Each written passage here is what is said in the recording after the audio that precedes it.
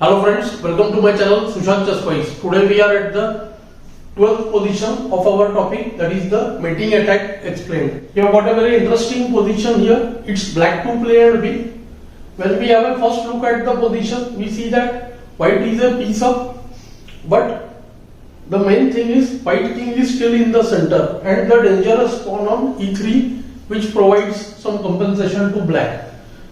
Generally, we try to see the two important factors, that is the king safety and the activity. We see the black, queen, rook and the e3 pawn.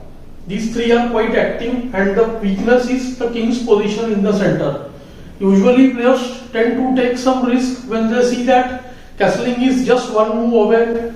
They are interested in grabbing material, seeing that the danger may not be that acute because just one move to castle, right? This is a similar situation when that one move opportunity just looks too far. Let's look at some candidate moves here. Black has the most obvious qc3 check. There is qb2 threatening rook c1, and maybe the rook moves are there like rook c3. But rook on c8 is attacked. So slow moves like qb2 will not help. qb2 just allows bishop c8 and white wins. So black has to concentrate all his efforts on the move qc3. Of course, black had calculated this while sacrificing his piece. It will be hard to believe that white gets mainly mated or comes into the mating net because of the poor placing of the bishop on h3.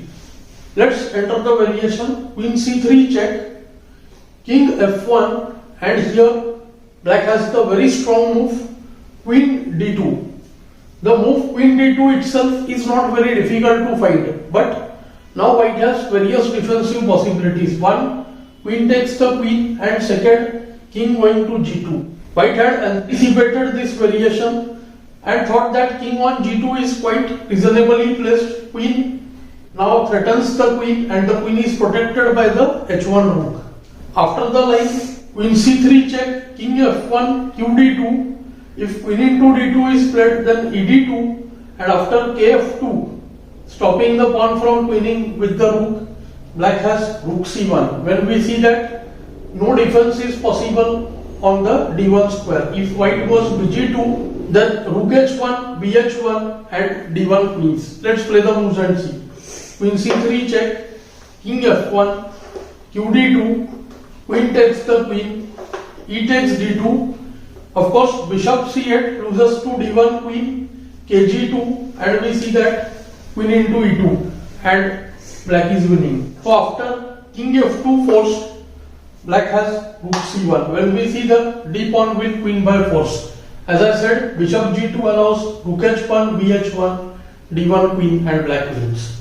After the move king f1, qd2, if queen e1 is played, then there is just rook c1 also, and there is the mating pattern queen e1, ke1, rook c1 mate, taking help of the e3 pawn, which blocks both f2 and the d2 squares. So qe1 is also an outright blunder.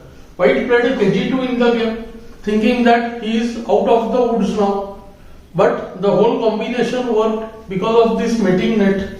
Black went rook c1 and this came as a surprise to white, who had definitely missed this idea because of the bishop on h3.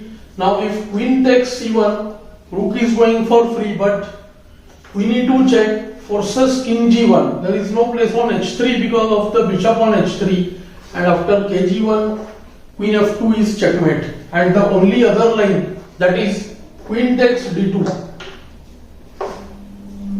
Then e takes d2, and we again see that there is no defense to the threat of rook h1, king h1, d1 queen and black wins. I hope you are finding these lessons useful. Do like, share and subscribe the channel. Thanks for your time.